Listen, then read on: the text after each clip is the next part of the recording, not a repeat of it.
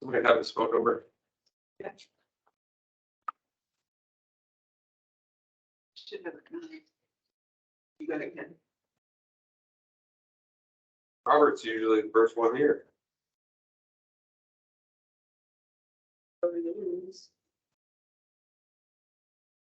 Second. Yeah.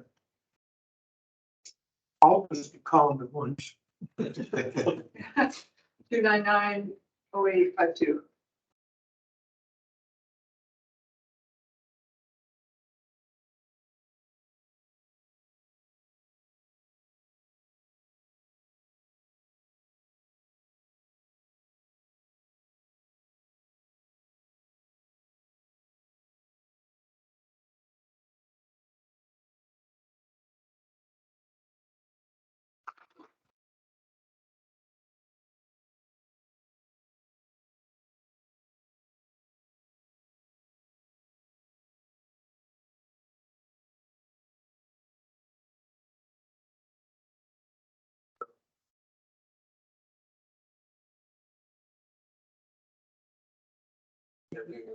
Okay,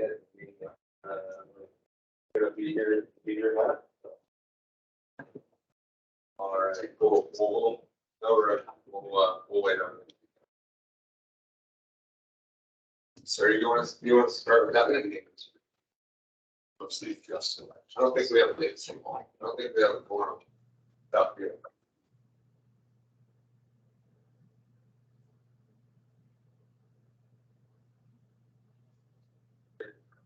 While you're, how about that? All right, sounds good.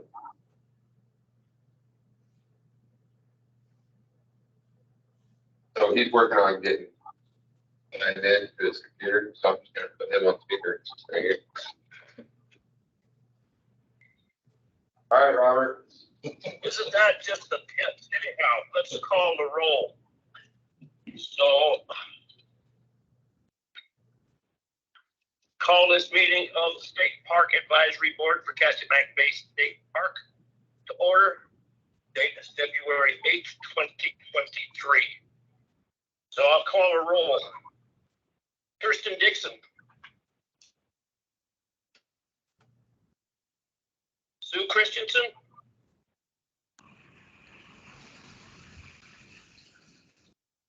Nancy Hillstrand. Let me know if anybody chirps up.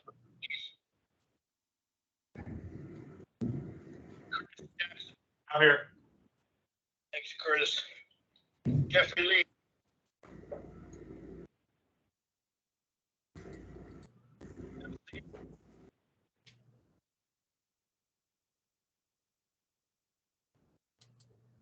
Aaron Peters. Here.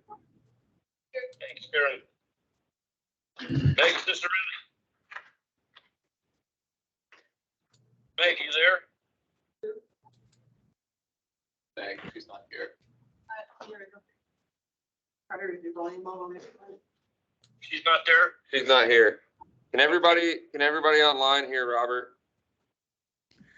Yes. Garbled, but yes. I Robert heard is, Kevin Walker. Robert's working on getting signed on Teams, but I've got him on speakerphone right now for the time being. Louis Dupree there.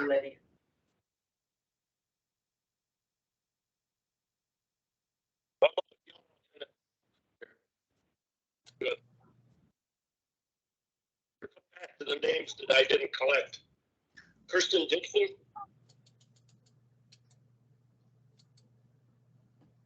Sue Christensen. Nancy Hillstrand.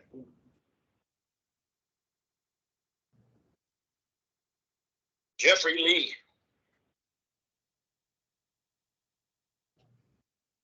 Glenn Seaman. Meg Cicerelli.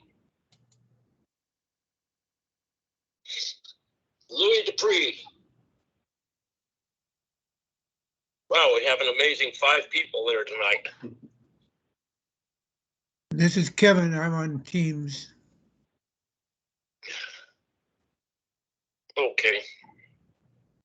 And Carter's the only one there from Parks besides is Monica with us? I am. Hi, Monica. Hi. Hey, Robert, I'm wondering if there's some confusion with another meeting invite. Well, that could be. You want to shoot me one right away? Well, Rob says he was in one of the other meetings, I think that Pam sent the link out for, and that people might be waiting over there. So this is Carter. I can clarify what's going on here. A Teams meeting was created. Somehow, one of the people that was invited accidentally erased the Teams meeting, the first one that got created. So they made a second one to replace it. So that might be the issue. They might be in the old invite from last week or whatever. So someone created a new Teams meeting and sent out an invite yesterday. So that should be the one that they're logging into. Okay. I'm gonna go to that one that Pam sent out this morning. That should be the one. Yes. One that Pam Russell sent out should be the Teams meeting that we're on. I just sent Meg a message. Okay, good. Sorry for the confusion. Technical issues. The ball on my computer is going around and around. We'll see what happens if it spins out something.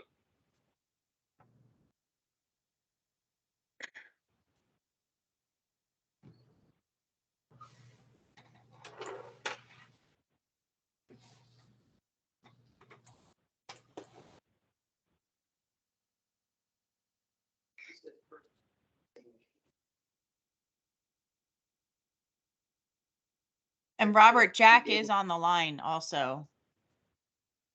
Okay. Yeah, good evening, Robert. Good evening, everyone.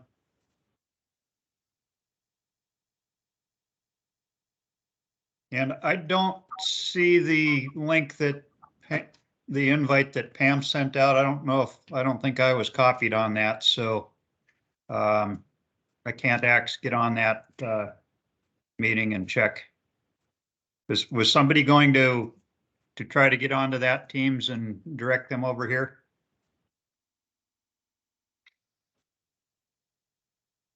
Well, I don't know if I can do two at once. Did Robert say he was trying to go on that other meeting? Well, I'm trying to get on the one that Pam sent out this morning. I guess it was early this morning. Is that the one that you used, Pam? Kristen Dixon's on that one, the Pam sent out. And that's the one Meg tried. She said it's not working. Which one are you guys on? First one's the 15th.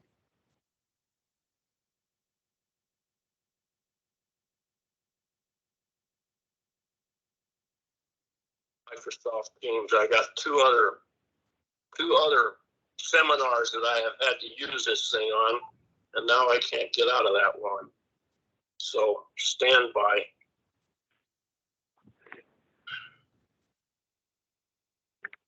Yeah, if somebody has a down there, they can just run down things.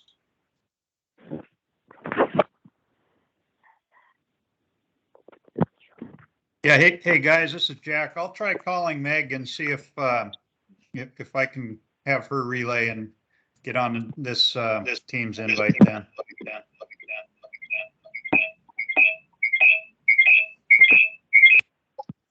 I'm texting Meg, which Teams invite? I told her to try the Pam one and she said she'd try that one.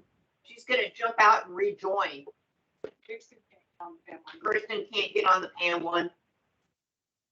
Which one are you guys on, do you know? Should be the Pam one. I don't think I don't recall seeing the Pam one this morning. I did not accept that, so I think I'm on the old one.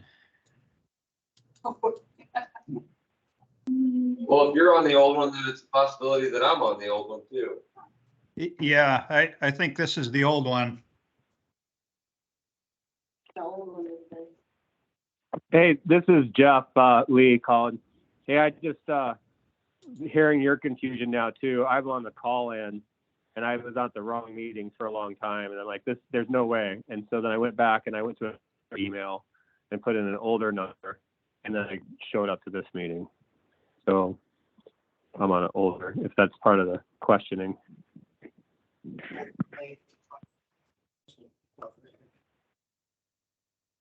So I think we're on the one that Jason sent the invite for, and the Pam's invites the other one. Yeah, I think you're correct, Monica. At least that's the meeting I'm in. That's the one that Jason sent out, Pam.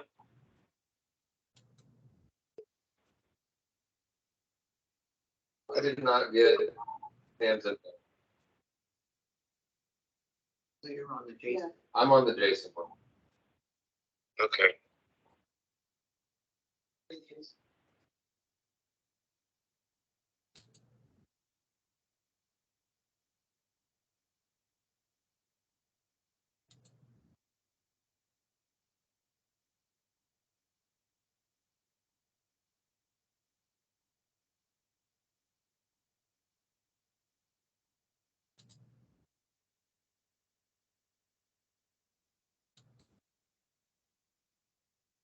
Well, we might get some action now.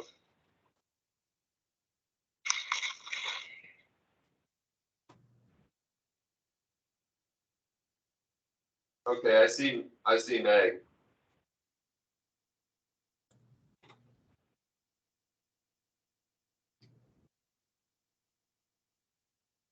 Problem is if I cancel this one, can't get on the other one, then we have nothing. I'm gonna stay right here.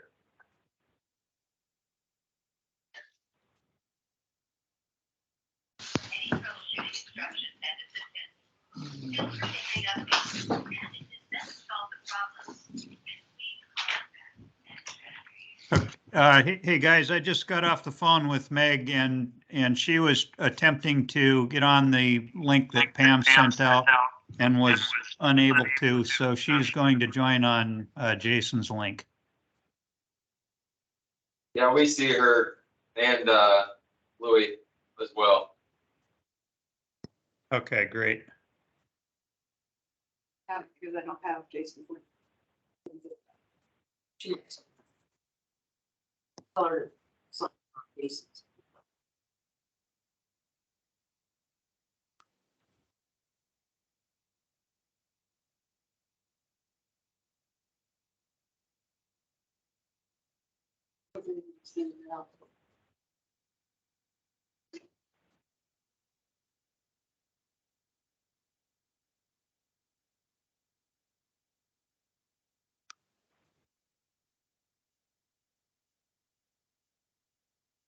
Is Robert still on the phone?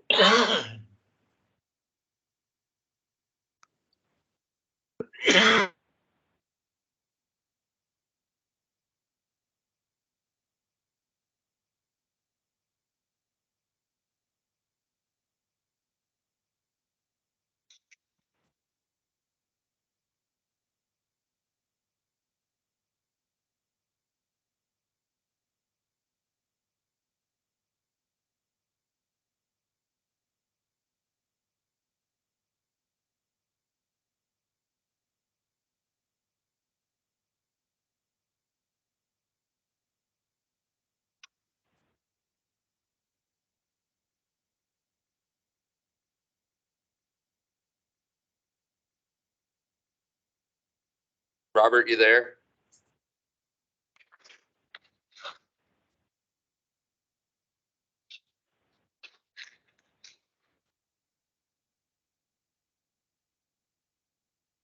Robert? Yep. Are Are you hearing the conversation about trying the other link to the other team's meeting? Which one? The one Pam sent out or the one Jason sent out? Jason? Okay. That might be why you're having trouble.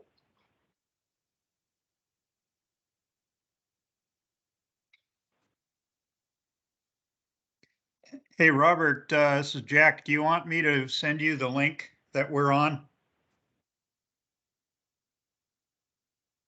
That might help. Oh, okay, stand by.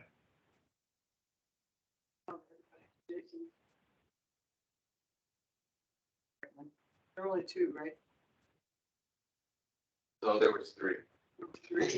Oh, Somebody created. Oh, there we are. I see some people popping up now. There we are. How many did Jason? We see it. He sent one. Okay, so that's his. The one that's working is his, right? Yeah. Put that one. Everybody. We see you, Robert. You're looking better than you sound. There. Poof to Maggie. Let me get things in order here. So maybe we'll go through the list one more time and see if anybody's joined us, eh? Kirsten Dixon? Hi, I'm here. Okay. Somebody's got an extra. How about Sue Christensen? Nope. Nancy Hillstrand?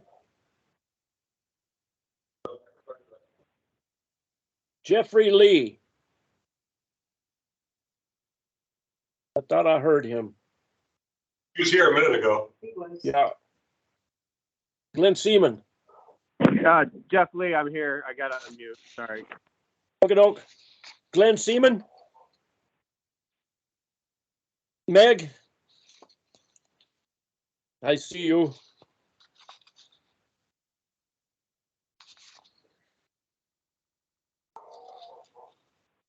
Louis Dupree. There's Louis. I'm here, Robert, and I'm going to be missing on March. I'm going to be driving to Alaska from California. So, Oh, you poor see you in soul. April. All right, so we do have a quorum. We have 1, 2, 3, 4, 5, 6, 7.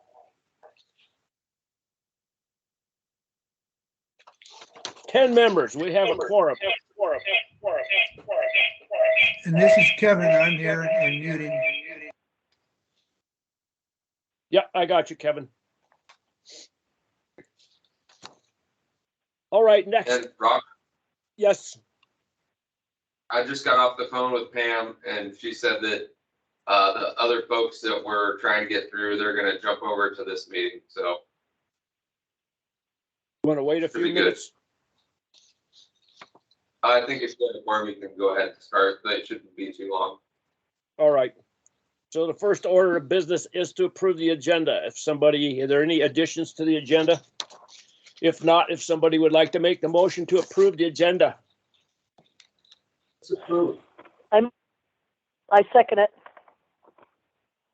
Any objections? No. Good. We got an agenda. Was that Nancy? It was.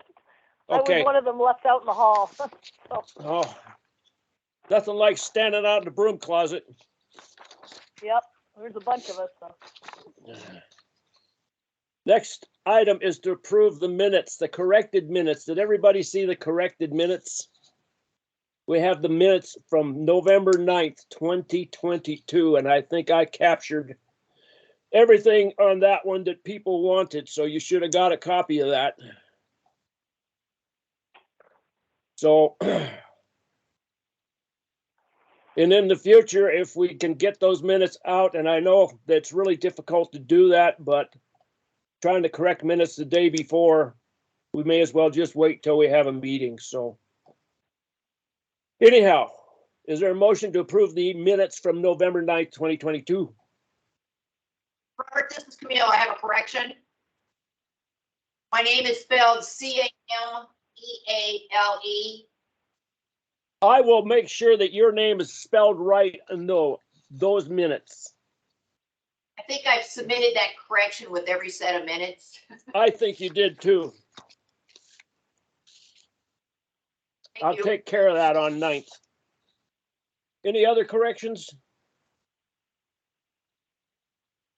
If somebody'd like to make a motion to approve those minutes as presented with the correction to Camille's name. Don't be bashful. Yes. I move to correct, I move to do what you said. All right, thanks, Meg. Is there a second? So we'll I second it. Thanks, Nancy. We're going to approve the minutes with the correction to Camille's name. Is there any objections? Hearing none, those minutes are approved. Next is to approve the minutes of our last meeting, January 11th. And I know there was some consternation on words and stuff there, Silver Salmon Creek or Silver Creek, or I've changed everything in that to Silver Creek. Just to let you know. My name's misspelled. Oh, I'm sorry to talk over you. I know, it's horrible. I'm sorry, it's not Smith. It's just an A on the very end. That's all. I thought these were really.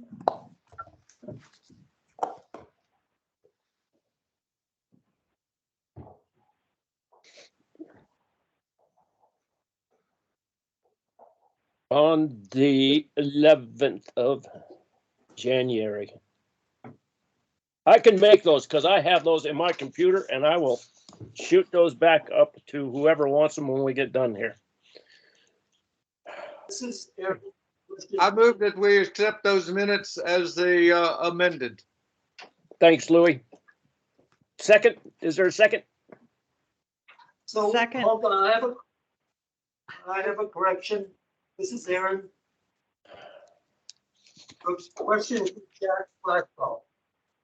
The paragraph before the last sentence, really troubled by says the board discussed developing anything on Raton or Elmers or encourage the public to access the park. So it sounds like the park is telling the board what to do. So Jack, what's going on here? Aaron, the state's position is we are not encouraging the public to access off of Raton or Elmer's Way, and we are not pursuing any sort of developed facilities off of Raton or Elmer's. Our position is that the temporary access is off of the borough parking lot, and the long-term access will be off of the land that we're trying to create an ILMA for. So I understand that, but it says the board cannot discuss developing this. So Parks is telling the board what we can do. So does that stand? I don't see how the board, I don't see how Parks would be telling the board what to do. But this doesn't make sense to me. Aaron, where are you at? The paragraph before Meg. On What page? What page? 7. 7. The last sentence before Meg. Maybe I'm interpreting this wrong, but it says the board cannot discuss developing anything on Raton or Elmer's Way or encourage the public to access the park. So it's telling, and as I understand this, it's telling the board what to do. And I don't see how the parks. I don't have a problem with that. If anybody else has a problem with that. I don't know how many times we've gone through this. We as a board work with state parks. You as a private individual can do whatever you want. But as this board, I'd like to think that we kind of go hand in hand with state parks. And if that's an issue, speak up, because the board can overrule me.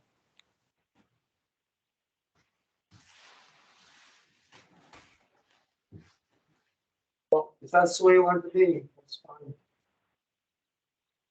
Well, I think that's the way it is until we can do something else, Aaron. That's the direction that the state wants to proceed, Aaron. I understand that, I fully understand where you're coming from and your desire to have access off of Raton and Elmer's, but from the state's, that's not consistent with the state's position and the direction we're going. Unless you understand my question, it says the board, it says the park is telling us what to do, and I don't think the park can tell the board what to do. That's the only point I'm trying to make. The board can make recommendations to the park, and I've just explained the park's position. So Aaron, if I change those minutes from the board can make recommendations on developing, we can make recommendations, but they're not going to go anywhere. Sure, that would work for me.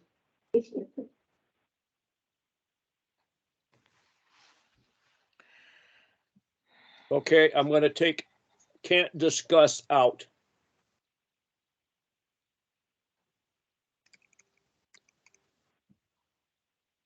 The board can make recommendations.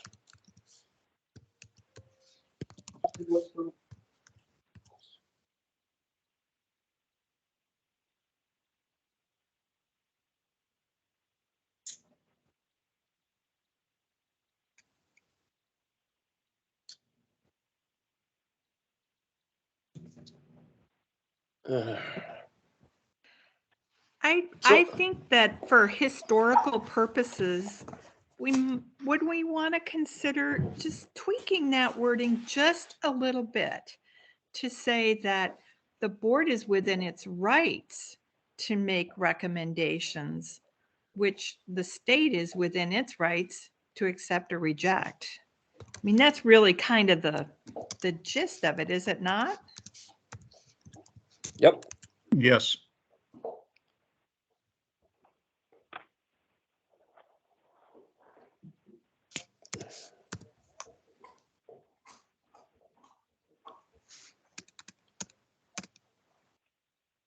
The board is in its rights to make recommendations on development.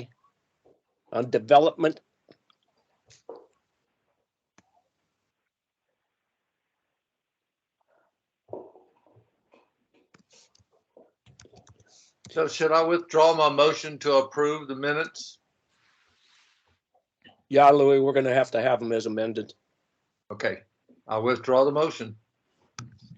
I withdraw the second. So the board is in its right to make recommendations. Meg, how did you, I said the board is within its rights to make recommendations to the state, which the state is then within its rights to accept or reject. okay.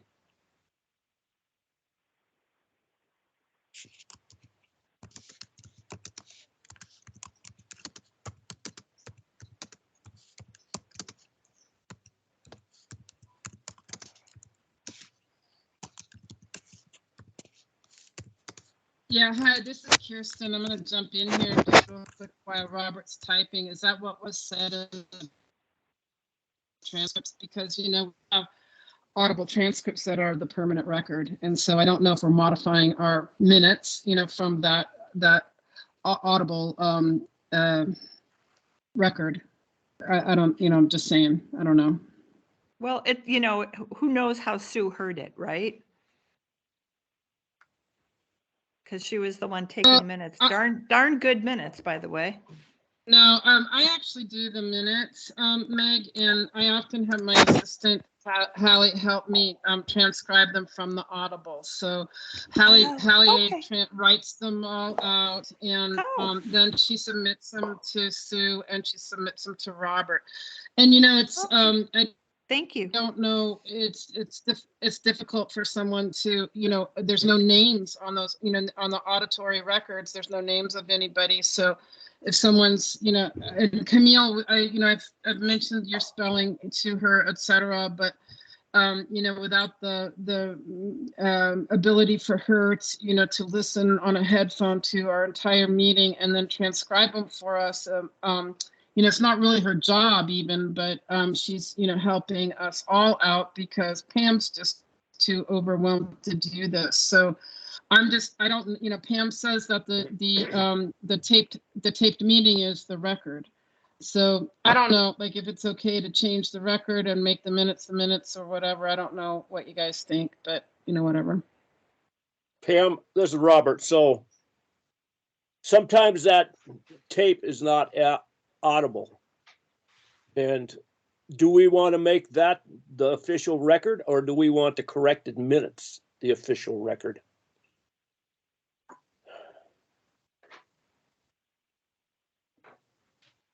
Maybe Pam left. Well, going back to how State Parks is structuring our advisory boards, we are using the recorded meeting as the record. And if advisory boards want a written record, they're welcome to do that on their own initiative. But our record is the recording. Okay, thanks for that, Jack. So in the future, after we get these minutes, except for grammatical and names, if you look at them and you see something really wrong, try, let me know before the meeting, because it's hard for me to try and do this, especially sentences and everything else. It does not flow well. I'm not a fast typer. So, in order to maintain the decorum and the understanding that the official minutes are the recording, we're going to have to understand that sometimes that recording is not that great. So when people make motions, I will try and make sure you say your name so it's on the record. So, with that being said, we're going to go back to the original wording on that because that is the record. So if someone would like to make that motion.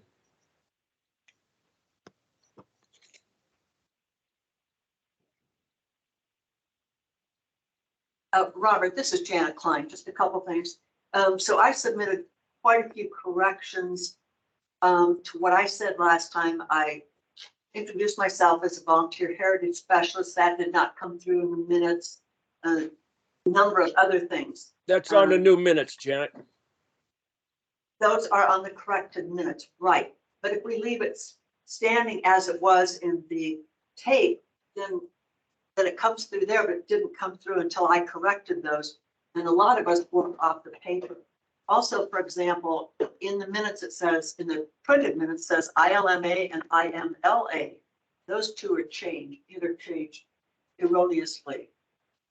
Somebody just transposed letters. There's numerous little things like that in there. All I did was address the things that I was concerned about, and then Jack and I were going to talk about regarding. But there were a lot of other changes in there. I'm going to speak for him. Yarrow said quite a bit last time at the meeting, very eloquently, and I did not see anything in there that even mentioned Yarrow talking about various problems. Now, as we know, he and Aaron and some of us have soft voices, and so there's the problem with not being able to hear this. And maybe we need better a machinery or something. We can't just leave out things that some people have said just because the machine doesn't pick it up. I think that's unacceptable. But then I'm also not a board member.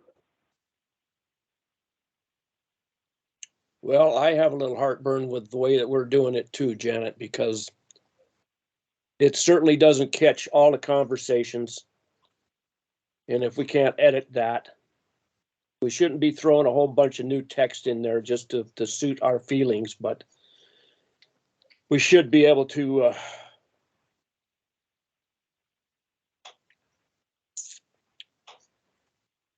so anyway, Jack, we got a little problem here. Yeah, let's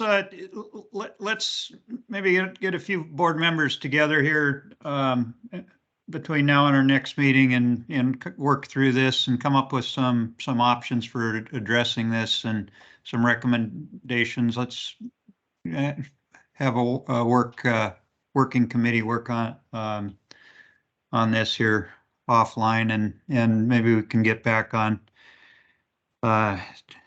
We've got a lot of ground to cover here this evening. Okay.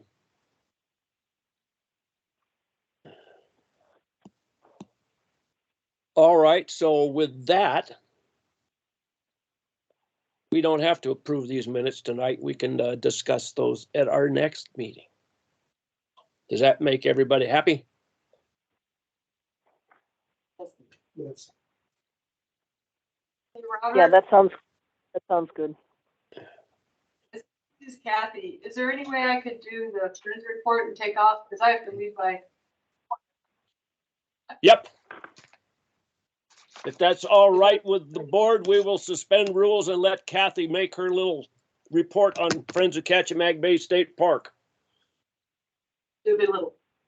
Some of it big. All right, this is Kathy with the Friends of Kachemak Bay State Park. All right, we've got one thing I want to mention is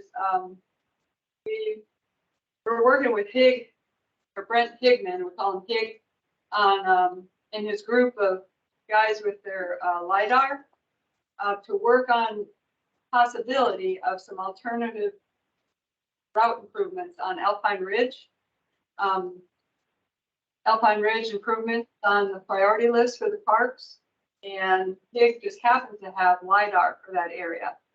So he came to our meeting the other day, and he had one suggested proposal, and there's, of course, we'll get with, and he's going to work on it some more, especially once he can go on the ground and look at it. And then we'll get with state parks, probably Eric and Jason, and see what they think, and possibly scoping it out on foot, and possibly hiring Interior Trails to go with us to, all with the approval of the state park. But anyway, he's working on some ideas, and he had one that looked really good the other day.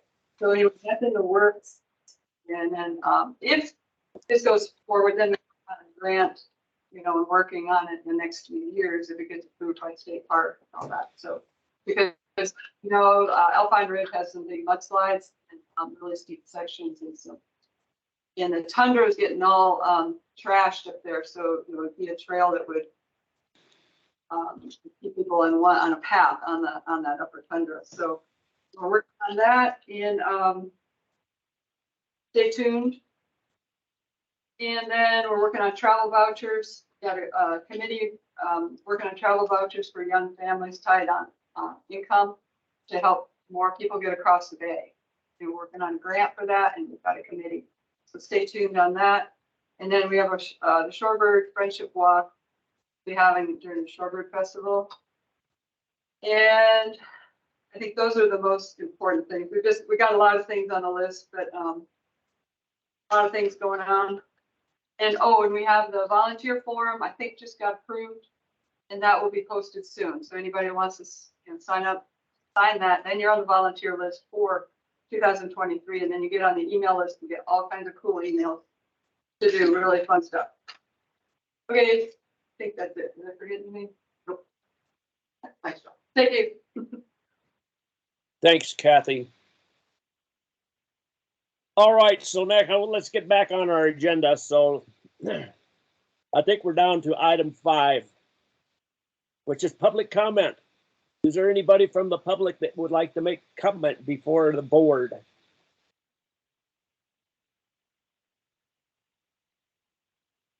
Nobody from the public. Well, I guess I'll say something briefly. Can you hear me, Robert? I sure can. So my name is Penelope Haas, and I'm here with the Kachemak Bay Conservation Society, and we emailed to Robert and Jack and Monica some questions that we have on the state park management plan. And hoping we have some time to look into some of these questions. I don't know if they're on your agenda, but appreciate, if not at this meeting, at the next meeting, sometime to look into some of the nitty gritty on the park plan. Thanks, Thanks. Penelope. And the board does have those pointers, so maybe we can incorporate that in our little discussion. Thank you. Anybody else from the public? Robert, this is Hal. Can you hear me okay? Sure can, Hal. Yeah, I just wanted to kind of update the board. I've been at the last couple of meetings about with updates on the Kachemak Bay Watershed Collaborative, and just wanted to let everybody know that we had our sort of in-person stakeholder meeting last Friday. We met for about 4.5 hours and brainstormed some great ideas for climate resiliency projects within the watershed. And we're going to be moving forward. Right now, we're sort of compiling all the notes and moving forward with all the most popular projects that were selected. Had a lot of great input from the community and the stakeholders. And if there's any interest at the next meeting, I might be able to give you updates on what projects we're going to be moving forward with related to climate resiliency in Kachemak Bay. Great, thanks, Hal.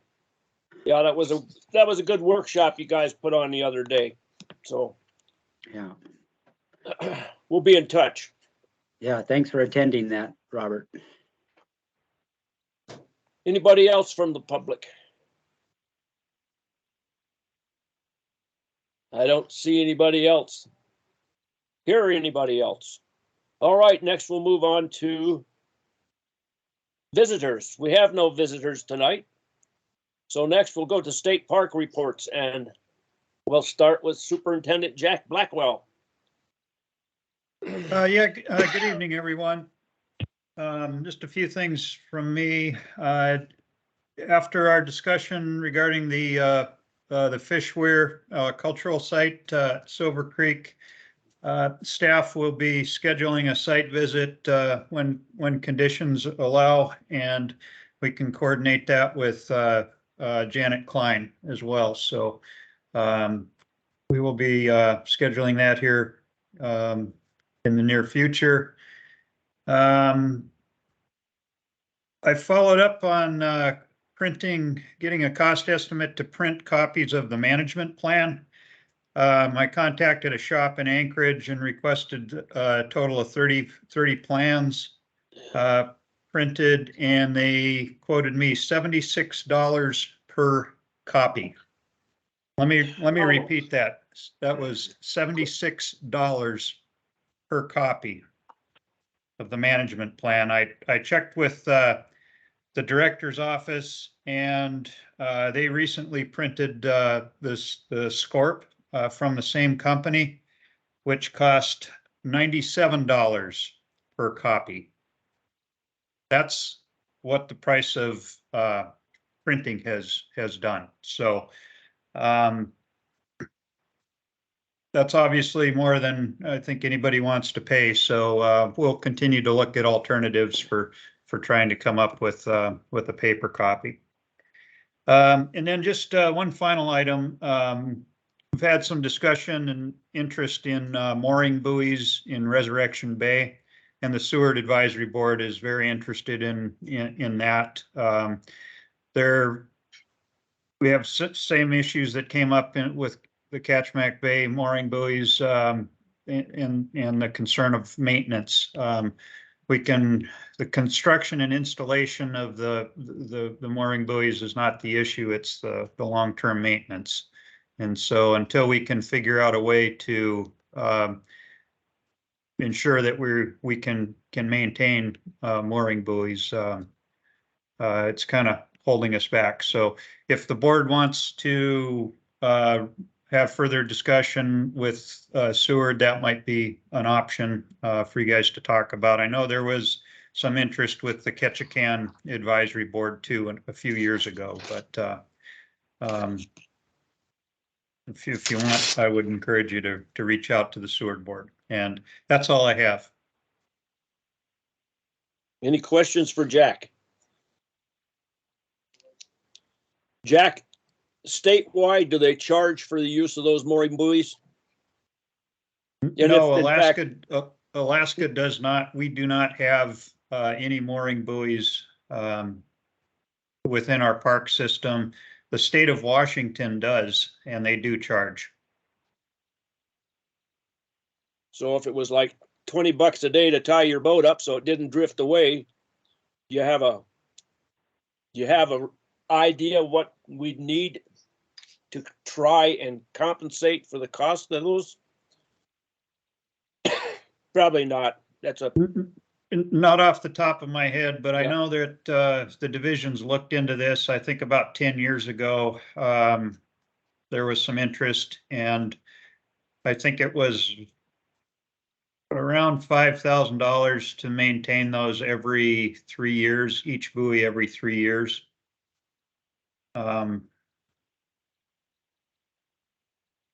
So we'd need to do a little more, research on that. And I'm wondering if Parks would need a commercial operator or whether you could get somebody to volunteer to pull that gear. Yeah, we'd ideally we'd have a fiscal note so that we could contract with someone to pull it. You know, the Seward, they're looking at volunteers as well, and that's kind of risky for the state to try to enter into a high, you know, a facility like that people are depending on, and to try to maintain with a volunteer. So it's not to say we can't, but we'd need to definitely have a firm commitment before we got into that. So. Okay. Kevin, I see your hands up. Yeah, can you hear me now? Sure can. Okay, I wrote a grant for installing mooring buoys in Kachemak Bay for the Homer Yacht Club about 5 or 8 years ago or something. And it wasn't approved, so it didn't happen, obviously. But I'll try to dig up that grant and all the research that I did about costs and so forth, and might help move forward if we end up going that way. Yeah, and the main reason that grant was not approved was maintenance. The ORTAB board came to us and asked how we would maintain those, or if state parks could commit to that, and we just couldn't. So Jack, do you think Parks would entertain a thought of a private operation putting in their buoys and then charging for them? yes, I think that would be a possibility. We could, issue a request for proposals for a private entity to, similar to how we handle the yurt contract. Yeah. It's something to think about. Yeah. Any other questions for Jack?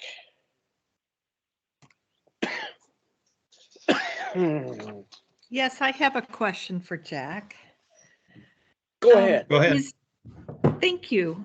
Is the business model that you just mentioned, contracting with private entities to maintain, I'm just going to call them facilities for the sake of ease, like a standard business practice?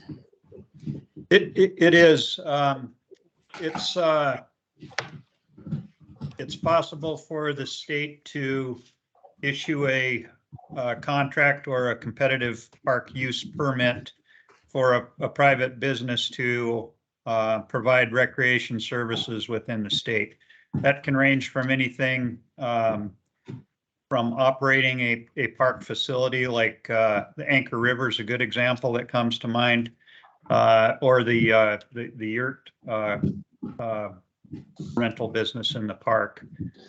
With regards to the yurt rental, we know there's a demand for shelter rentals in the park. Our public use cabins are not meeting the demand. And so because of that desire for more covered shelters, we were able to go to the private sector and see if there was any interest, which there was. And that's how we have yurts in the park.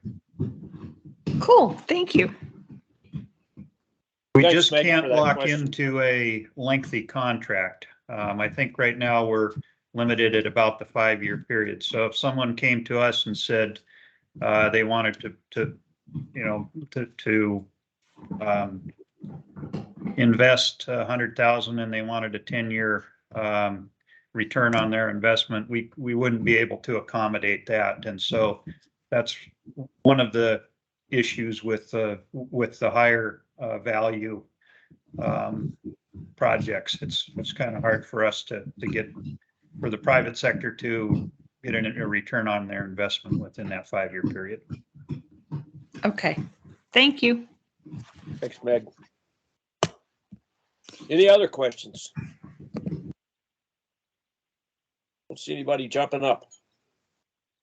All right, we'll move on to operations report. And Carter, I don't know if you got anything for us today. Hey, good evening, Robert. I just got back from being on leave for a couple of weeks, so I don't have a whole lot for you guys. But what I can report on, as far as Kachemak Bay ops, is we've had a winter volunteer cabin sitting, the unit there off of Sabrina, and she's been doing our snow plowing and keeping our facilities like Diamond Creek and Anchor Point and the Milchick open with the snow plow. And then also we were able to kind of do a little bit of an upgrade to the bunkhouse for our seasonal volunteers. It was in really bad need of new floor in the kitchen. So that's about, I would say, 60% done at this point. But as far as what's going on in the park, I haven't been around for the past couple of weeks, so I can't really give you a good update on that. So in the future, Jason and I both have law enforcement training here in the next couple of weeks. But spring operations are kind of on the horizon. Going to be hiring up a volunteer crew and getting all the logistics worked out for getting our hosts squared away for the ranger station across the bay, and just starting to tool up for getting all our facilities open back up when the weather breaks. Good. Thanks, Carter. Any questions? How's the floor going out there at the bunkhouse? It's about 60% done. Really, it just needs a transition piece in between the rooms and the bathroom, which is only, I don't know, 6 foot by 10 foot. So almost done. Cool. All right. There's no more questions for Carter. We'll move on. Next, Kathy gave us her report from friends, so we'll hear from Dave with the water trail. Yes, thank you, Robert. This is Dave Brand with the Water Trail. Our next meeting is coming up on the 15th and 17th, and that'll be our budget meeting, talking about, what we have to spend money on this year and what we're going to want to spend money on. One of the things that is in the discussion stages a little bit, Kathy mentioned, is the No Child Left Inside program, an effort to get kids following the national program, but trying to get kids into the parks for a day or for overnight or something like that. There is a grant available, $5,000, that is mainly for transportation, for getting kids into parks, the outdoors, that kind of stuff. It's pretty interesting. So we have a committee meeting on that coming up this week, and, with the idea of providing vouchers to some families or however, but it's a lot of brainstorming, a lot of discussion that has to happen on that, but I think pretty exciting possibilities. Water Trail is hoping to start site visits in March, maybe not till April, but as soon as we can, we'll start visiting some of our sites and doing pre-season checks and maintenance. In March or sometime in the spring, we're going to have an evening presentation by the two people that have paddled the whole water trail from the Spit around to Seldovia. Dana Gregwire, who's on the Water Trail Committee and board this past summer, she did the whole trip. And she also made multiple trips back and forth across the bay. So she got in approximately 199, 200 miles doing her trip. But Caleb was the first one that did it at the very, very beginning of the pandemic. And so we haven't figured out the place or the time yet. But anyway, that'll be a fun evening. It may turn into a fundraiser or it may be just turn into fun. Let me see. We've had some general discussions on outhouse issues and stuff coming up. So Marco has volunteered his workshop or space so that we can do a 1 day or a 2 day prefab or workshop to produce maybe 5 outhouse latrines and so on. And they're gonna, thanks to Aaron's suggestion, try to be all exactly the same so that pieces would be interchangeable, that kind of stuff. So that will be coming up sometime. We're still working on details and timing and on stuff on that. And also this spring, we will be having, I think, a 2 day, I'm not sure, but a kayak safety class as we've done before in the springtime. And so Randy Keeler will be doing that. And he donates a portion of the fees for that back to the Water Trail to support our efforts and stuff there. So those are things that are on the horizon. I guess that's about it. And the Water Trail continues to work with the Friends on all these projects, so they're kind of closely intertwined on all of this stuff. So, thank you.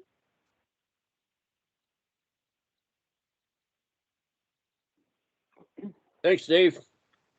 Any questions? Okay, let's move on to Cottonwood Eastland. Aaron, do you have anything for us? Bad news and good news. The bad news is parking on Elmer's Way is snowed in and you can't park there.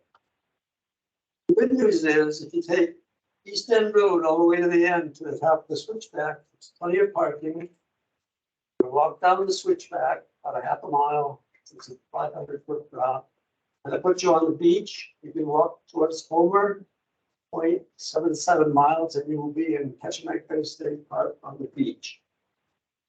It's a really pleasant walk. Sometimes there's a tremendous ice buildup. Pretty hard to get to the beach, but a couple of us were just there. It's a pretty pleasant walk. Just 0.77 miles from the bottom of the switchback to entering the park. And you'll know when you're in the park, there's a sign in that says Kachemak Bay State Park entering Cottonwood Eastland. So, thanks, Aaron. Any questions? I've got a couple questions. Go ahead, Meg. Hey, I was just curious if that sign was one that the park had erected. right. Was. Great, thank you. And then I think I'm pretty sure that I understood Jack's position from our last meeting regarding access to the park. So would we really still need to have information provided about the non-existent, parking off Elmer's Way in Raton, or did I misunderstand?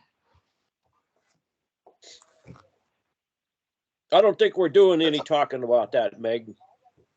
That's what I thought. Okay, so I keep hearing that come up and I'm kind of wondering why.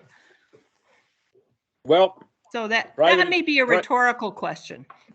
I offer Right. that as a rhetorical question. Yep. Private individuals can talk about that till the cows come home, so. But There as you a go. So board, therefore, it should not be part of our discussion. It's not a Cottonwood, Eastland report out item. Am I correct in that understanding?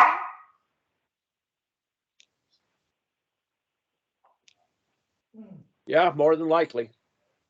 Okay, great. So Meg, Thanks, Robert. to answer your first question, for that sign to go up on the beach, you had to get a permit from parks. And then we made a sign and put it up. We asked the secretary to do insurance. Thank you. That's- Thank you, Aaron. I appreciate that. Sounds You're like a welcome. great walk. It's an exciting walk. Even on horses in the winter. Exciting, especially after a certain age. All right, is there anything else on Cottonwood Easton? Let's Oh, move on yes, to, this is Robert. I just wanted to ask Carter, at the last meeting, we had talked about opening up this parking area on East End Road where 4 cars could park to get access. And Carter was going to talk to the borough about that and then attempt to keep that open for those of us who might want snowshoe or can't ski up in that area, but snowshoe there. And I didn't see that in these last minutes, but it was discussed at the last meeting. I just wanted to ask Carter if that got done. Yeah, and I apologize. I was getting ready to leave and I didn't get around to it. I still can talk to the borough or DOT and see if they can plow it out. Our plow truck is back online now, so that is a potential option for parking. But as of now, it's still snowed. So. Thank you. Yep. thanks, Janet. Anybody else? All right, let's move on to Evelyn. Camille. This is Camille Camille. Johnson. I've got 2 things at Evelyn. One is all those original brands all being replaced. The signs have been made, the signs have arrived, they look good. And also the signposts. So everything's all ready to go for that project. That'd probably be a good trail state project to go around and replace all those signs. The other thing is the 2023 version of the flower guide has been completed. It's ready to go to the printers. Probably get those printed in March. And that's it for now. The skiing is great. There's lots of snow out there. Thanks, Camille. Any questions for Camille? All right. So did we have a Trails Committee meeting tonight? Is there anything that anybody wants to talk about? We did have a Trails Committee meeting. The subjects that we talked about were Diamond Creek parking lot. We talked about that quite a bit as far as our options and the direction that we want to go with any kind of development that happens. Camille brought up the potential developments in the area possibly tie into a new parking lot if we did get one. And that sounds pretty promising as far as what's going on outside of state parks, but directly related to it. And then we touched on Cottonwood Eastland a little bit, but we didn't really get super deep into it. It's sort of the fizzled out same issues as that's been happening past 2 meetings.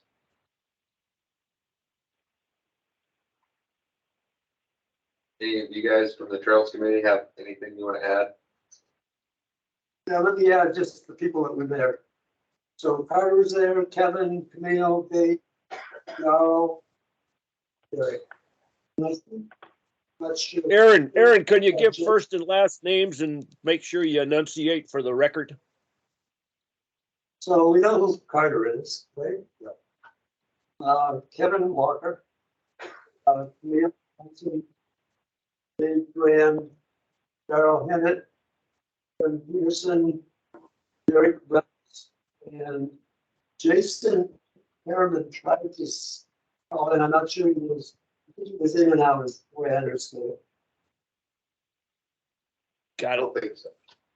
So, no. Okay, so scratch the last name. Okay. Harriman didn't make it. Thanks, Aaron.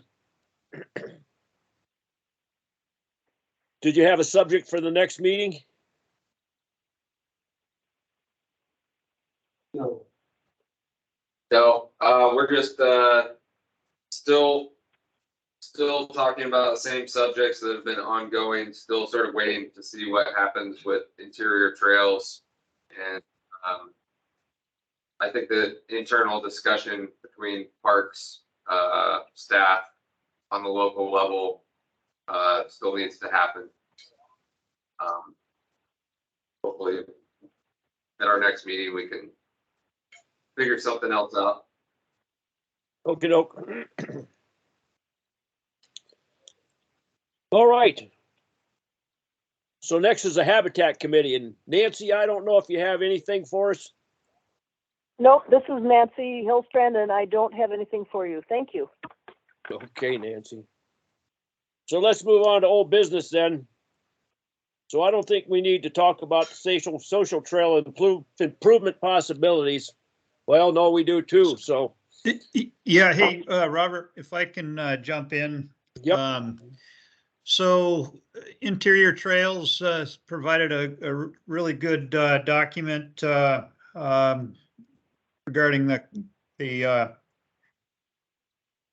Cottonwood Eastland trying to develop a master plan for the park. I think that's a really good, real good idea for us to have a process to go through to identify at the detailed level where the trails will be located in cabins. The plan is great and offers some really good suggestions, but we need a little more detailed in terms of the plan and location. And our staff, the time for us to work on planning is obviously in the off season. So between September and the end of April, we can devote time to work on the trail plan, a master plan for the park.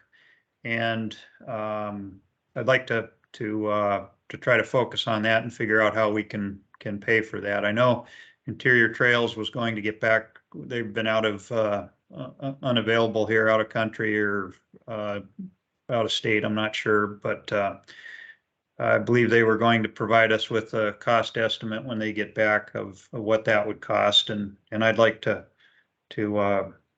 focus on that. Yeah, that was all I had to offer then. Thanks, Jack. This is Camille.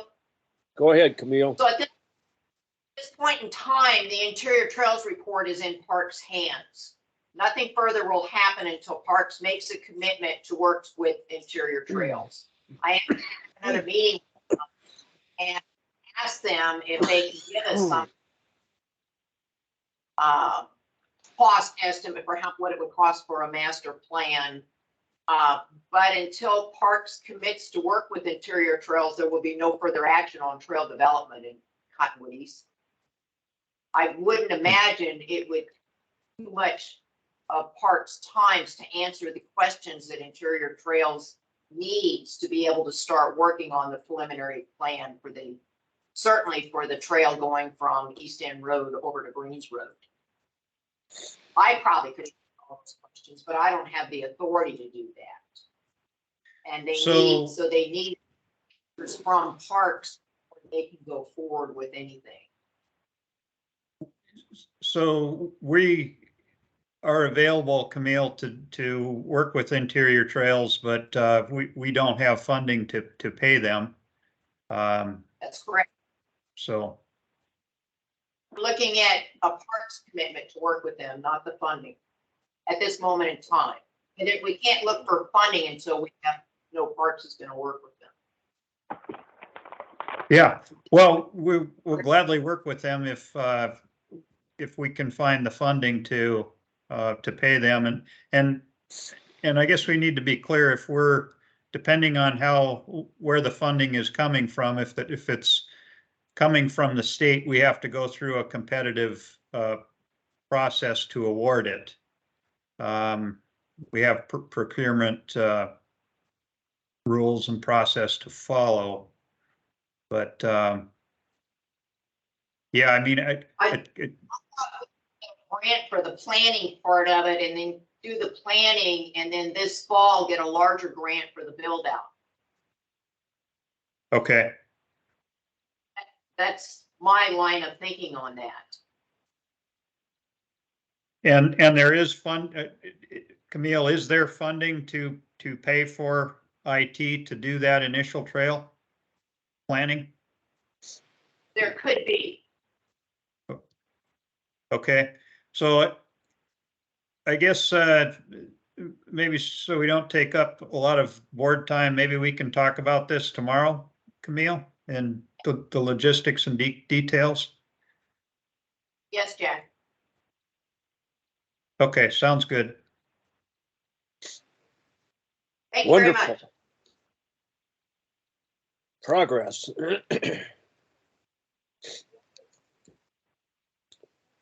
All right, item B down there, and I brought that up just to put that in people's minds again. Not necessarily a trailhead at all, but a place that you could get a mower in there off of Raton or Elmer's Way. And we don't have to talk about that a lot because it's the winter time and nobody's going anywhere down there. So, but it would certainly help. It would certainly help walking that in through there rather than trying to bring it in from somewhere else. If in fact we get to that point.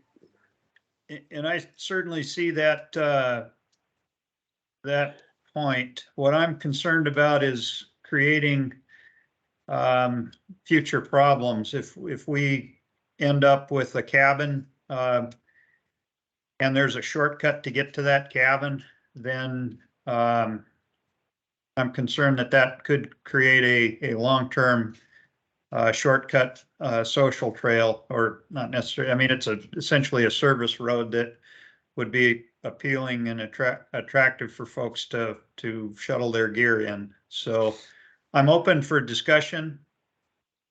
That's just a concern that I have. Yep. So. Yep, understood. Anybody else on that subject? Okay. And we know about the availability of a printed park management plan. That's frightening.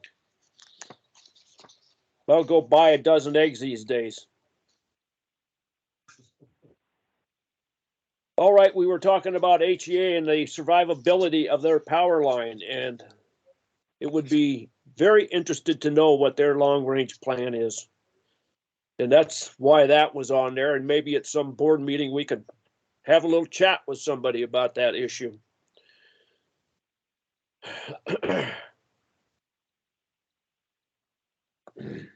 Jack, do you think they have, do they have any long-range plan other than waiting for that Wozniacki to take out their whole infrastructure there and then figure out what to do? My last conversation with HEA was that the H piles that and reinforcement that they installed is their plan for that. Ideally, we'd like to see that that section of the line of the power line underwater, submerged. That would be ideal to relocate it outside of the park. But I think would be the that's certainly State Parks recommendation and our discussion with HEA. We've suggested that, but that's also an expensive item. That was before we saw this inflation that we're seeing now. It was in the around the $5,000 range, so it could be more than that too by now. $5 million range. Yes, 5 million. They were going to get a deal at 5,000. Yeah, that's pretty good. No, 5 million. Yeah.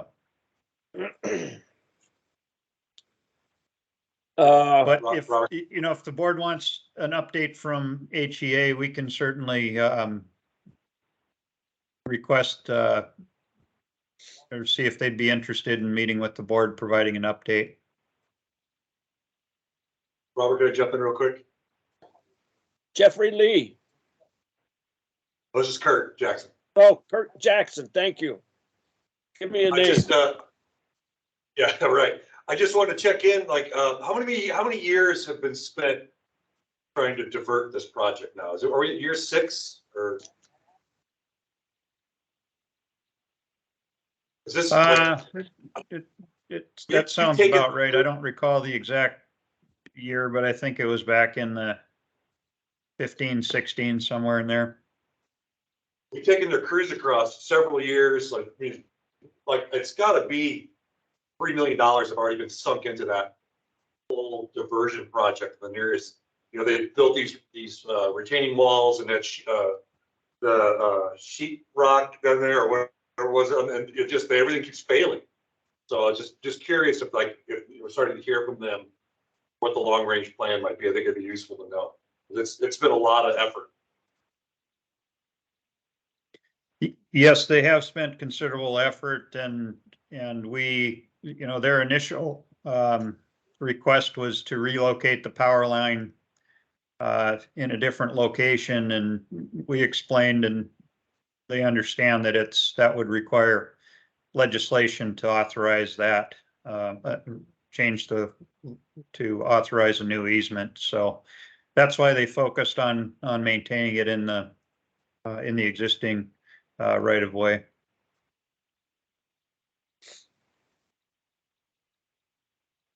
Jack, that's something that's not totally out of the realm of possibilities, though, is it?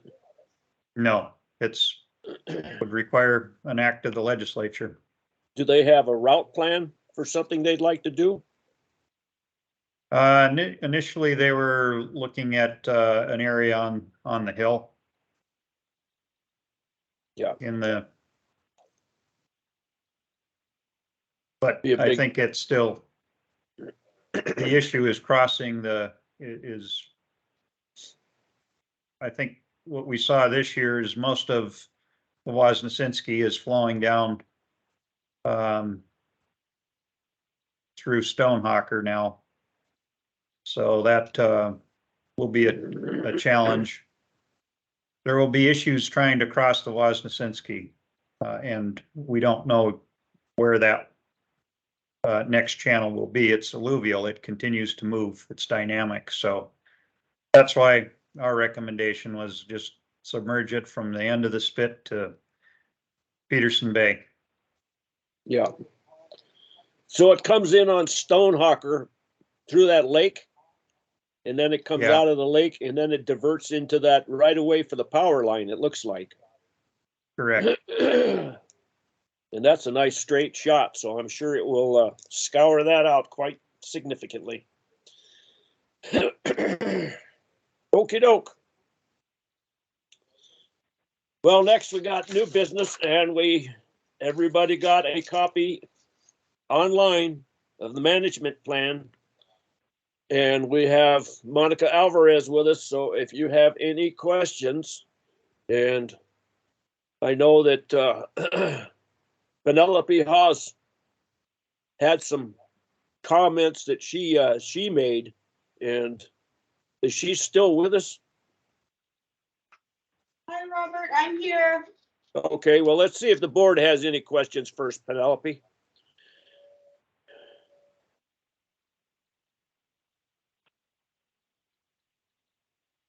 Boy, Monica, you're getting off light. Yeah, Robert, this is Nancy Hillstrand. Could I ask Monica a question? Yes, you can. Hi, Monica. Nicely done with that after all that, and congratulations. I hope you got to sleep for a month. God. But anyway, Thanks, Nancy. yeah, that was amazing. But you put that together, amazingly. I'm pretty amazed. But anyway, I was wondering about. Of course, I looked at the hatchery part, and I'm just wondering what happens now in 2031, and is that involved in the park plan at all, or is that just, is there any anticipation about that? So I think the park plan laid the framework for the problem there, right? And there's probably multiple different ways to address that. But the plan, outlined that something's got to be done, that contract cannot be reissued. And so it's up to between now into the future to address the issue. Yep. Okay. And it's an implementation thing more than a plan thing. Right. Because I guess my meaning there is to be ready, to have the park, because there's people that would like to use that facility for park purposes. And so I guess we'll just have to watch and see what happens, but that would be great if we can do that. So, all right, well, great. Well, that's pretty much, I'm a little concerned about some of the recreational areas opened up, but I guess if we can watch that carefully, I haven't completely read the whole thing yet, but all I know is at this point, you did a good job putting that together, considering all the problems we were having. So thank you very much. Thanks, Nancy. Anybody else?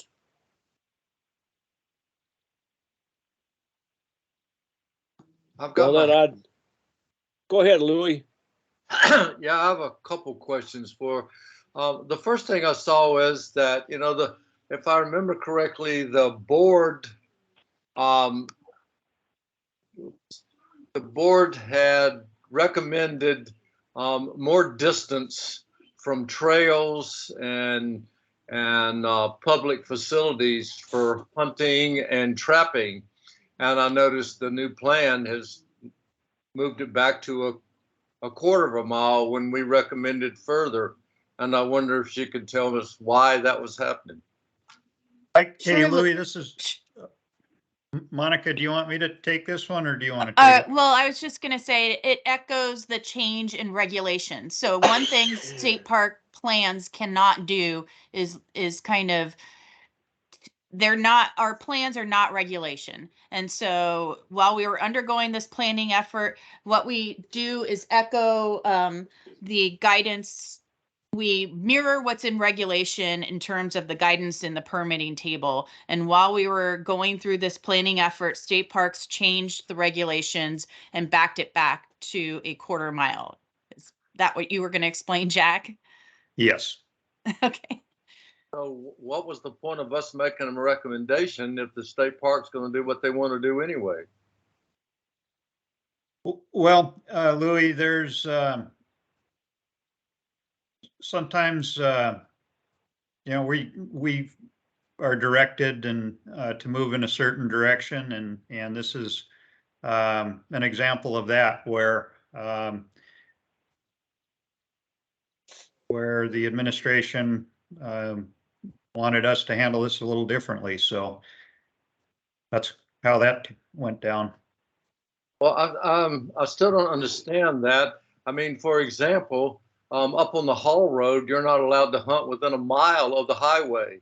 And yet these guys can hunt within a quarter of a mile of a public trail. How do they justify that?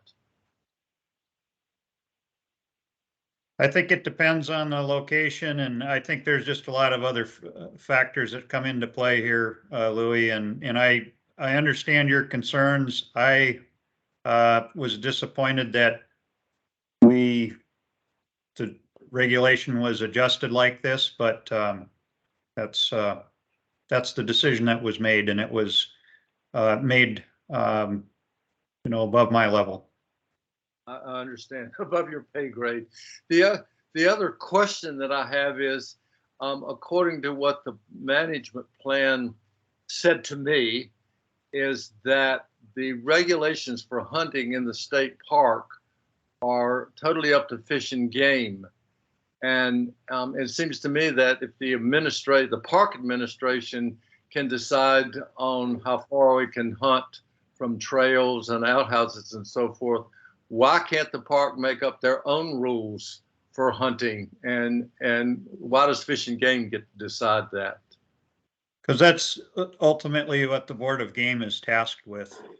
And the Fish and Game is focused on the management of the fisheries and wildlife in our state, and DNR focuses on the land management. We both have the ability to implement regulations, but our regulation does not address hunting. It addresses the discharge of a weapon within a certain proximity of a developed facility.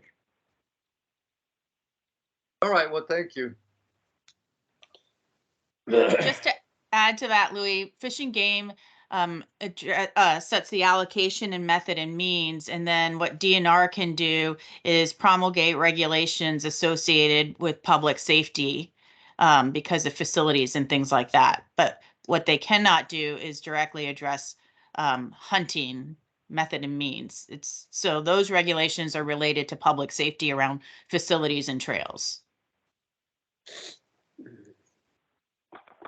Okay, well, thank you for that. I understand where you're coming from. It seems like when it comes to the safety, they've got their own agenda, that's for sure. All right, thank you very much. Thanks, Louis. It definitely sounds a little counterintuitive to me, too.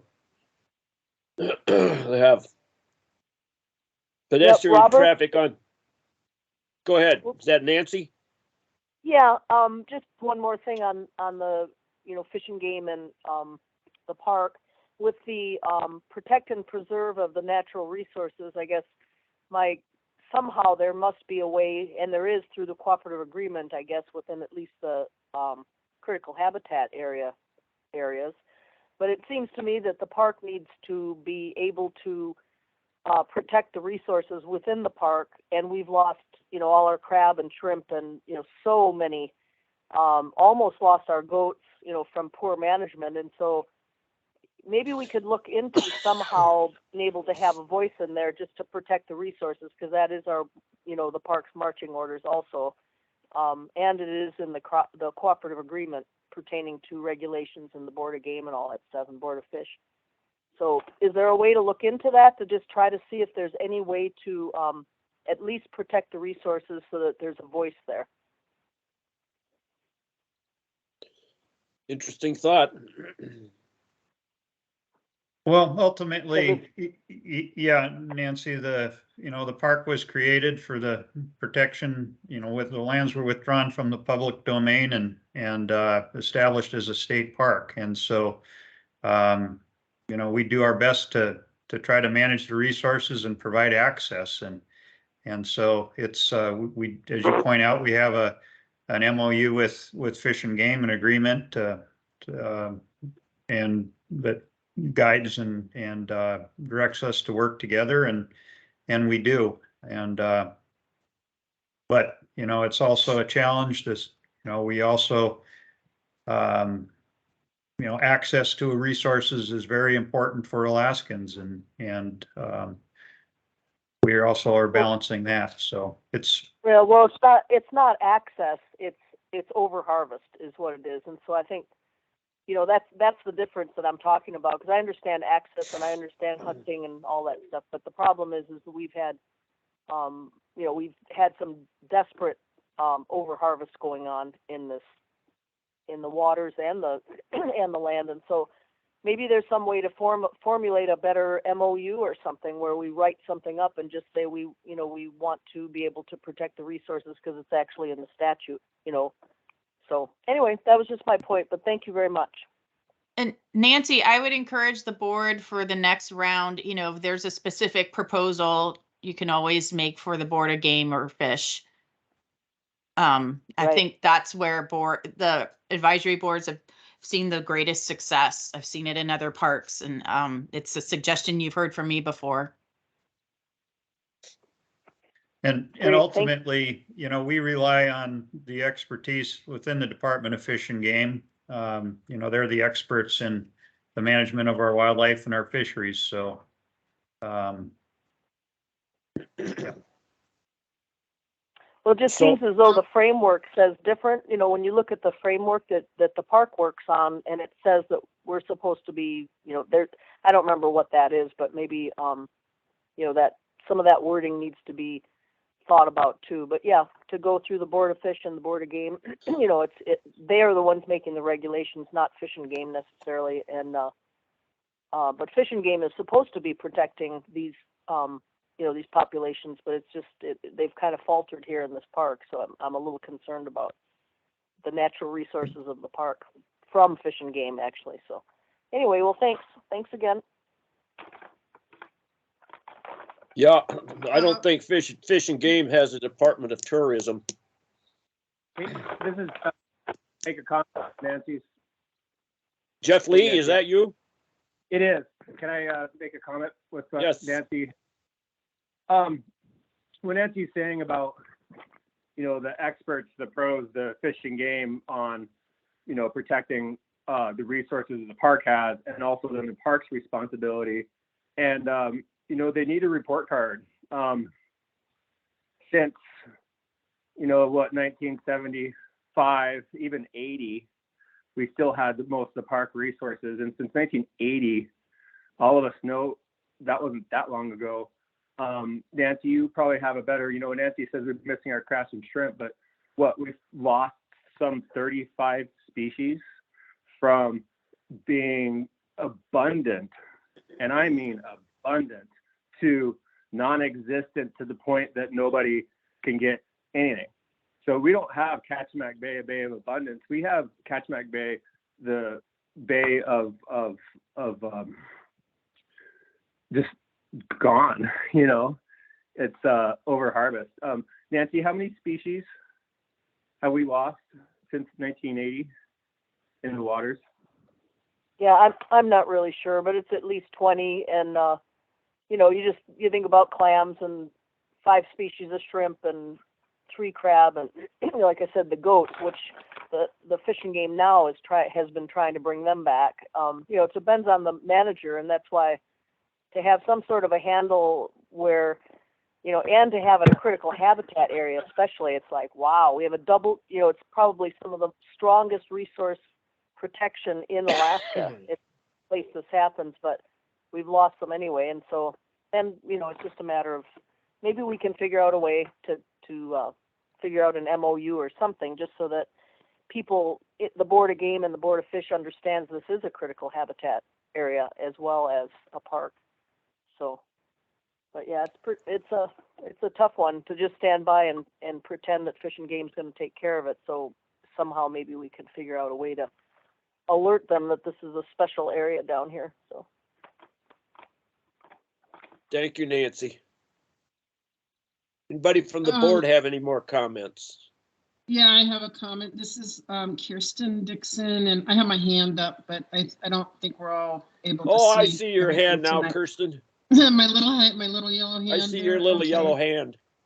Okay. Well, hi, everybody. I attended the Cook Inlet Aquaculture Association legislative meeting today, and I wanted to just pass along a couple things from that meeting.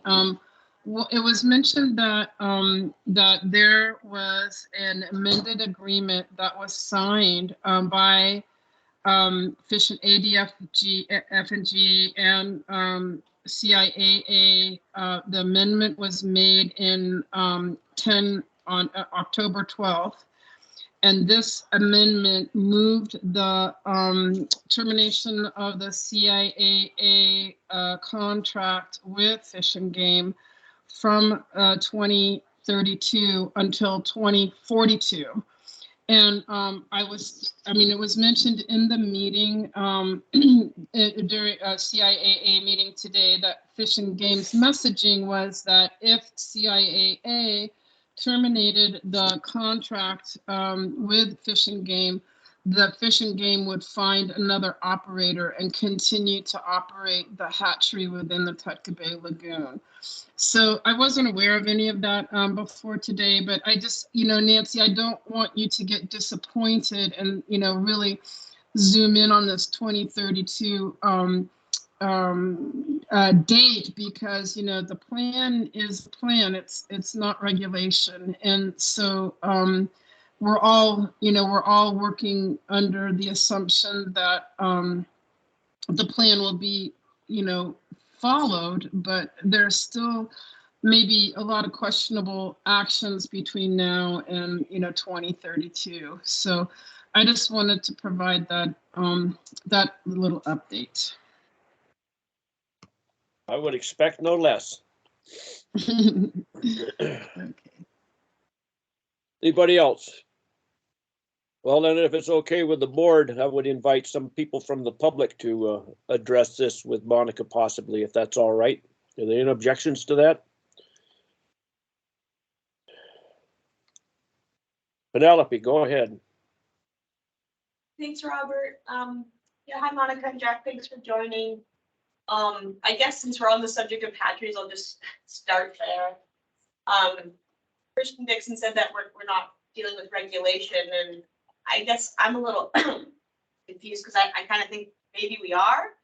And when I read the plan about the hatcheries, I mean, I wrote the questions there, but it seems as if like it is incumbent upon DNR to dissolve the IMLA with ADS&G.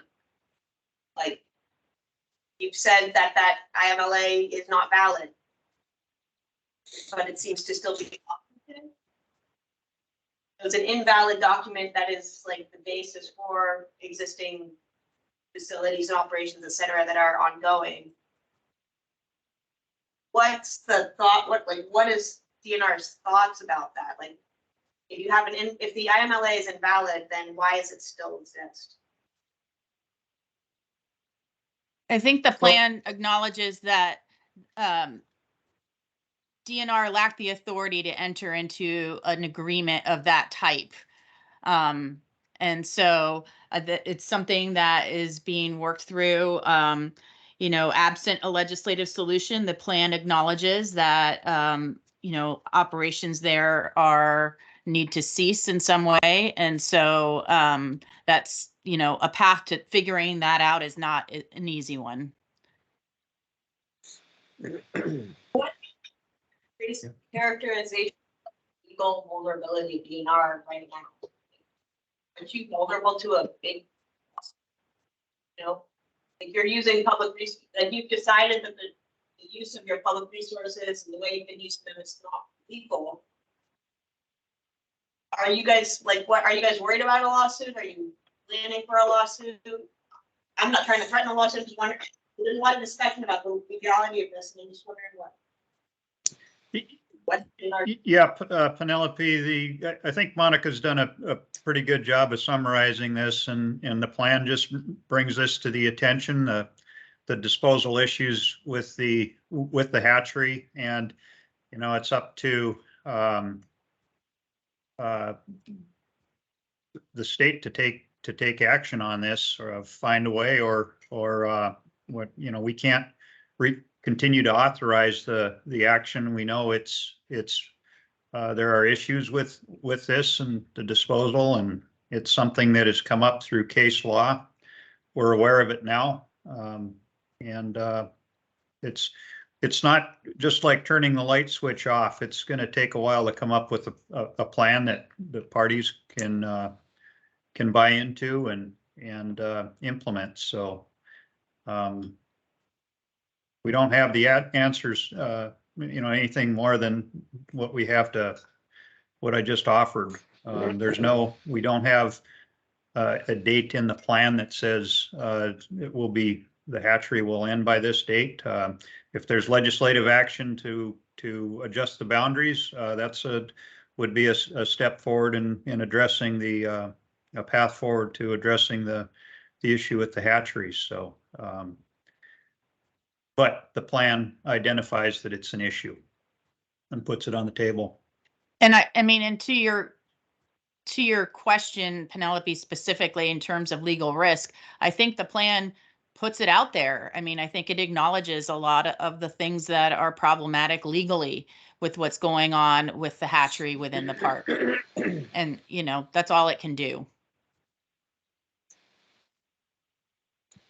If the public were just wanting to follow more closely, you know, negotiations as you described them between FG and CIA, how would they do that?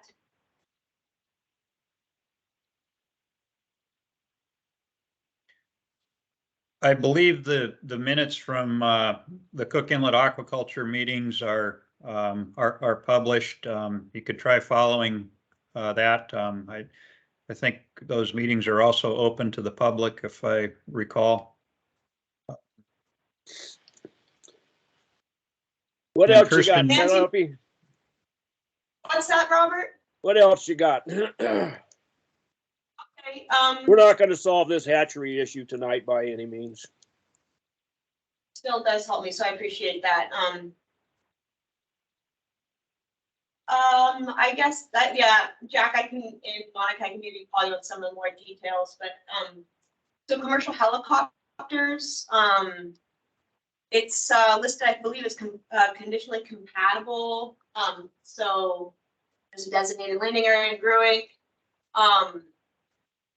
But that there is also the option of authorization for other areas, for other authorized activities, which to me kind of sounded like it did leave the door open for heli skiing, which was a point of like real public concern during the draft process. Can you just talk a little bit more about, like, is this plan sanction heli skiing indirectly? No. It's very specific about not authorizing that kind of activity for, you know, recreational use. It's other authorized activities would be allowing HEA to maintain their lines and land within the park if they had to. If there was some other activity for research that required a helicopter, Parks has the ability to authorize that. If there's perhaps some filming and Parks thought that that was something that was acceptable outside of the months that we list in the plan, that would be what is contemplated there. So it is not a runaround on heli skiing by any means. It is exactly what it says for another authorized activity that might otherwise be considered, that requires that helicopters as a mode of access. Okay, And, well, that's good to hear. and that was based on what we have historically permitted too. Okay, and then the boat anchoring and mooring, says that it's incompatible in a recreational zone.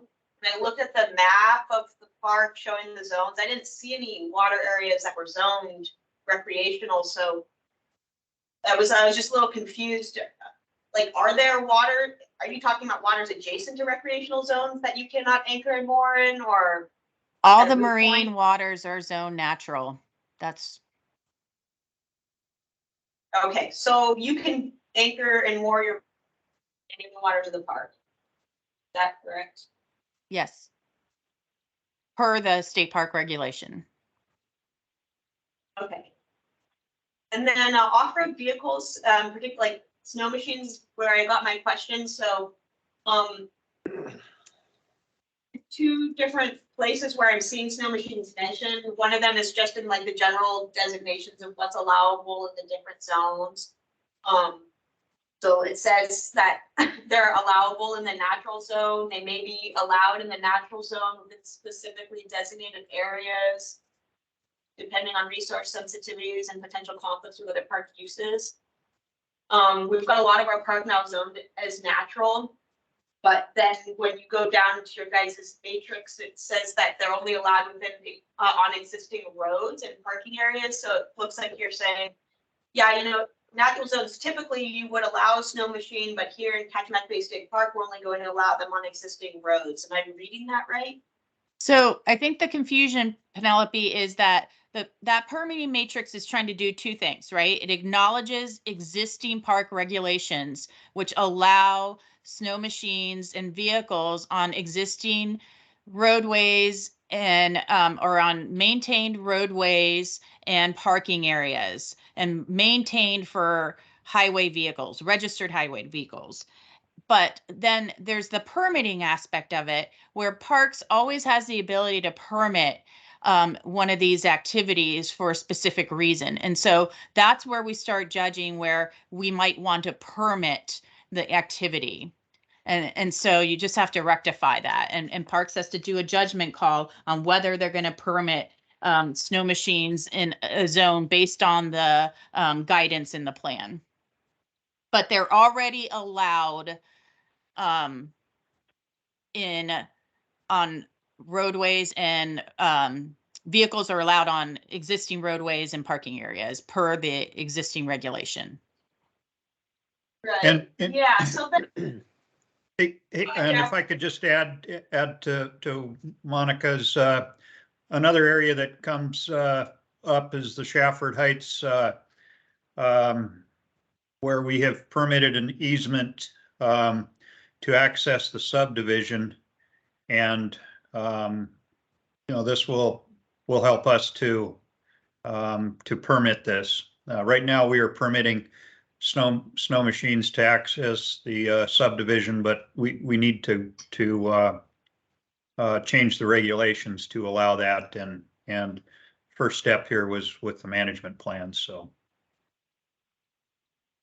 okay, well, maybe I'm just going to reframe my question. Is this allowed in the natural zone here, just like your general basic rules of what's allowable in a natural zone, which is most of Kachemak Bay State Park. It says that snow machines may be allowed, as in would permit them. Is that the case? Are we in a new kind of situation where you guys might be writing permits for snow machiners and all the natural zone of Kachemak Bay State Park? Penelope, I think for in the public uses, a snow machine is allowed without an authorization on existing roads and parking areas. That's consistent with the regulations. It's not allowed in cultural zone or wilderness zone because we don't have roads or parking areas that are maintained for registered highway vehicles. And we don't intend on developing those. And so that's why it's listed incompatible. Now, if you go and perhaps in different areas of the table for different purposes, you might see different entries where parks might have to permit a use. And in the Shafford Heights easement is an easement, but it's not a road maintained by the state for registered highway vehicles at this time. So would not currently be allowed. Right? Is that what you mean by that? They may be allowed by permit. All right, we got to wrap it up here a little bit. Anything else quickly? Maybe I'll let Jeannie in there. Oh, go ahead, Jeannie. Okay, thanks. I just wanted to echo Nancy Hillstran's concerns on protecting the natural resources, because Fish and Game has recently come out supporting hunting of sea ducks as, quote, they don't seem to be in decline, unquote, when the board found out, I think it was like 2 years ago, that hunters took over 100 sea ducks in one day in the park. I can't remember if it was both Tucka Bay and Sadie Cove. So the state plan is really, as I see it, for a lot of it, not all of it, developed within political lobbying pressures, especially with Fish and Game. And so not really so much protecting the bay's natural resources. And I think that's a concern that, you know, needs to be looked at again and again. Okay, thanks. Thanks, Jeannie. Anybody Robert, else? I just have one last Okay, question go about ahead. the drone. One more. So I just want to make sure that I'm reading this right. It says that drones or unmanned aerial vehicles are initially compatible in that zone. So that means you can have a permit and fly a drone in the water or the natural zone of the park. Is that if you have a permit? Is that right? That is correct. That was it. Thank you. Thanks, Monica and Jeff. Penelope. Thanks, Monica. Sure. It was, you didn't get the hot seat tonight. Hey, thanks so much. You know, getting everybody to put in input on a document like that is, yeah. You get a lot of gray hairs and lose hair, so. Well, it's certainly a long road and we, you know, made it to the end. And so, but yeah, happy to, you know, help answer questions if people are just, you know, have follow up on what's in there and they don't understand. And so no problem. Hey, and I'd just like to thank Monica and her shop for all the great work they did on the plan, and it was a very long and lengthy process. And Rob Earl is also on the line here with us tonight, and thanks to both of them for joining us here and helping us understand the plan. And hey, I just wanted to, you know, about printing plans. This is just so you guys know, it's always been very expensive to print plans, which is why State Parks has just chosen to publish them online. When we do our area plans, we do a run of like 200 in order to get the cost down. And even then we're looking at $35 to $40 a plan.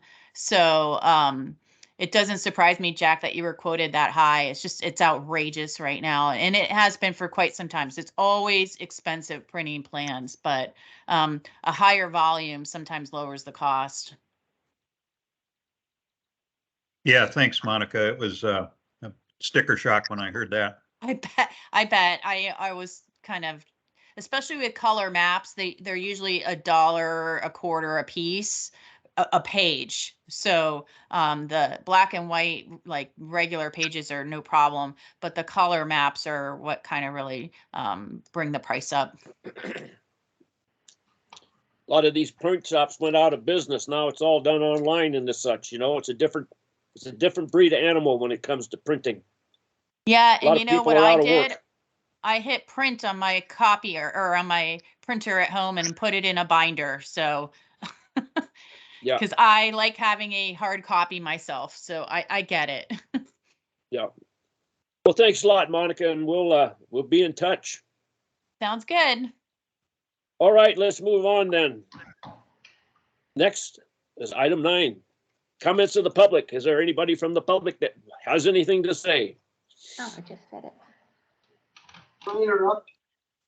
You have a letter that we were gonna put on the agenda. I apologize for not putting on the agenda. You're not the public, Aaron. I know. We're gonna what? This needs to be done before the public comment, though.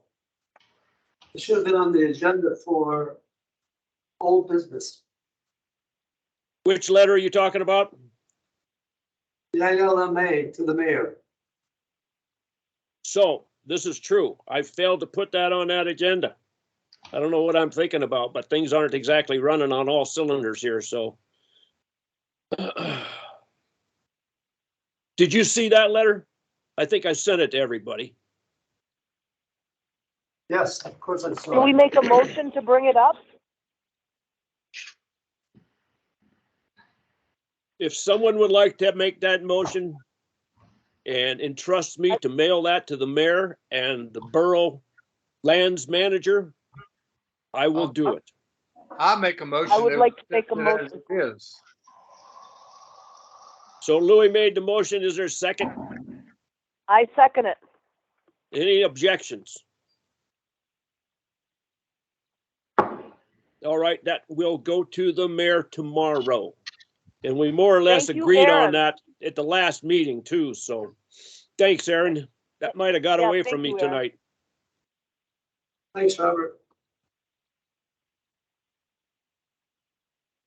All right, I don't think there's anybody else from the public, so now we're down to public comments. No comments of board members. I'll put you all on the spot. I'll start with Kirsten.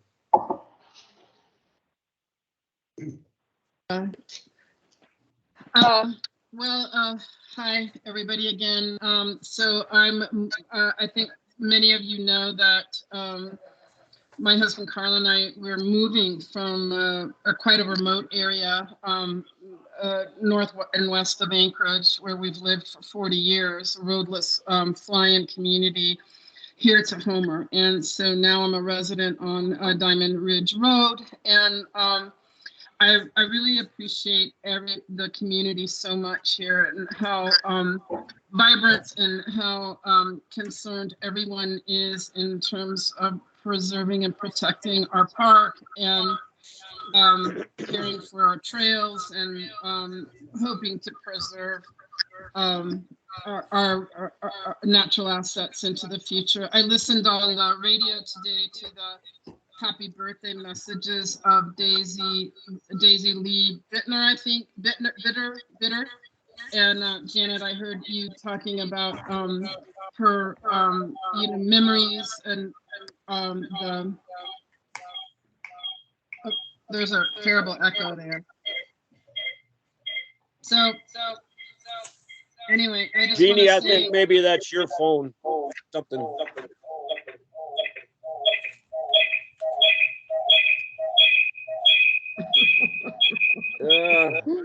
Oh, boy. Jeannie.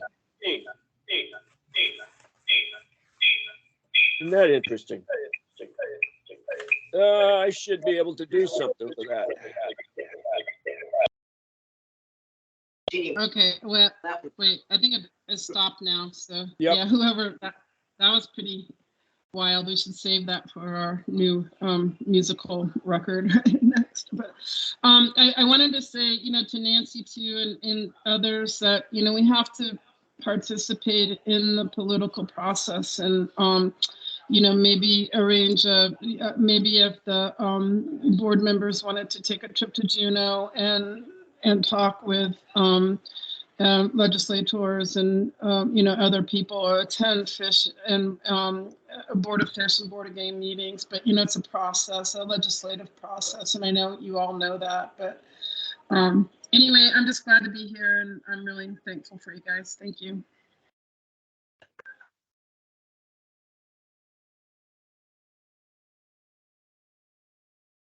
Nancy Hillstrand, you got anything?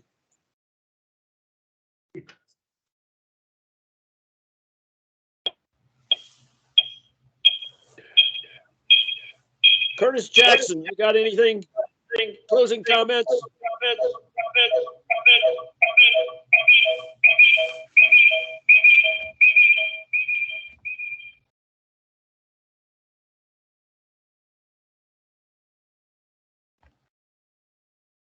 Curtis Jackson. She left.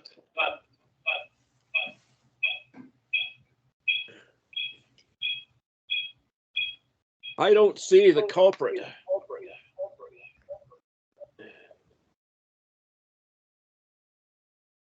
You left, Robert.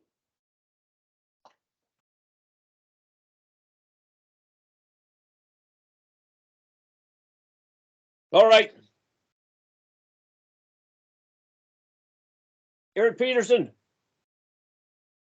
So just that apparently I'm not going to be able, or we are not going to be able to brush trails in Cottonwood, Eastland this summer, and I find that extremely disappointing.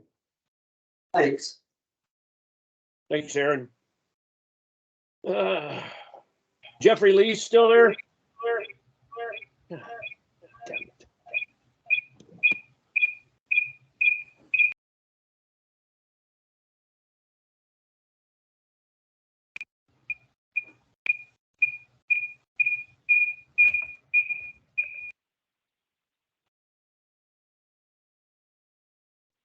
I'm about to give up, folks. Meg, you got anything? I wanted to thank Kirsten for the excellent minutes. Thanks, Meg. Kevin Walker. Yeah, I was looking at the management plan and saw that there were 324 pages, of which 44 of those were blank. So maybe if you print it on the back of some of those 44 pages or 22 pages, it'd get a little bit cheaper if you're paying a nickel or a dime a page. That may not be a big deal, but I thought it was kind of confusing to follow with the two different page numbering systems and so forth. But it's a big document and I got through it, so that's all I got. Thanks. Thanks, Kevin. Louis Dupree. Yeah, a couple of things. I don't know if you picked up that I won't be at the March meeting. I don't think, unless I just happen to pull into a RV park that has Wi-Fi, in which case I will be here. My other, I don't know if it's a question or a comment, but I wonder if anyone has any statistics on how many of our recommendations the Parks Board actually took. I'd be really curious to know, because it sure seems like most of our recommendations get ignored. And that's all I got. Thanks, Louis. Politics in the big land. Yeah, I'm glad to see you're feeling better, by the way. Yarrow Hennett, anything to say? This time. Thanks a lot. So before we adjourn, I was interested if anybody wants to be on this little committee to talk about the minutes. Because we certainly have a kerfuffle going here. I love that word. I'd like to be on that committee. Meg?